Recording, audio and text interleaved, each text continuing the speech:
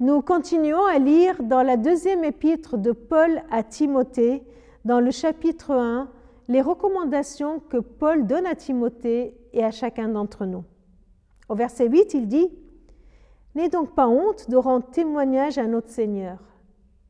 N'aie pas honte non plus de moi, qui suis prisonnier pour lui. Au contraire, accepte de souffrir avec moi pour la bonne nouvelle, en comptant sur la force que Dieu donne. » Ah, le verset d'aujourd'hui, il est peut-être un peu difficile. Juste, je vous rappelle que Paul était prisonnier, il était vraiment prisonnier à Rome. Et c'est de là qu'il écrit cette lettre. Il nous dit qu'on pourrait avoir honte de rendre témoignage de la bonne nouvelle de l'Évangile. Pourquoi? Soit parce que nous avons carrément honte du Seigneur, on ne sait pas trop si son message sera entendu. Que vont dire nos amis quand ils sauront que je suis chrétienne? Que vont-ils dire quand ils sauront que je suis disciple de Jésus-Christ? Ça ne se fait pas. Puis Jésus, il est peut-être pas tellement à la mode, il est tellement critiqué. Voyez, avoir honte du Seigneur, avoir honte de dire que j'aime le Seigneur, que je suis son disciple. On pourrait aussi, et là le texte le dit, avoir honte de Paul. Paul dit, tu pourrais avoir honte de moi. Et pour nous, ce serait avoir honte des chrétiens. Honte qu'on nous associe avec un tel ou un tel. Honte de l'Église.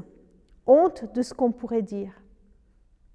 Paul ne dit pas « t'inquiète pas, tout ira bien ».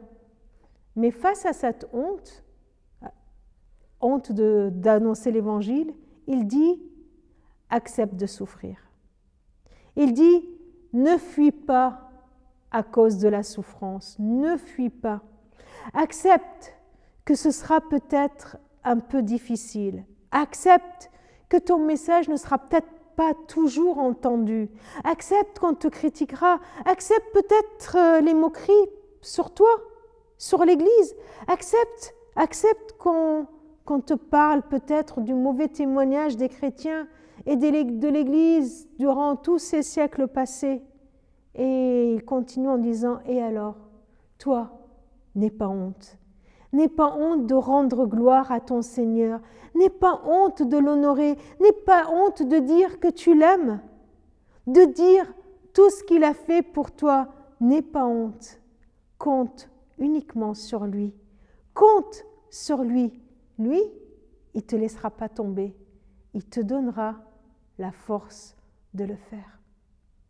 Seigneur, aide-moi, aide-nous à ne pas avoir honte.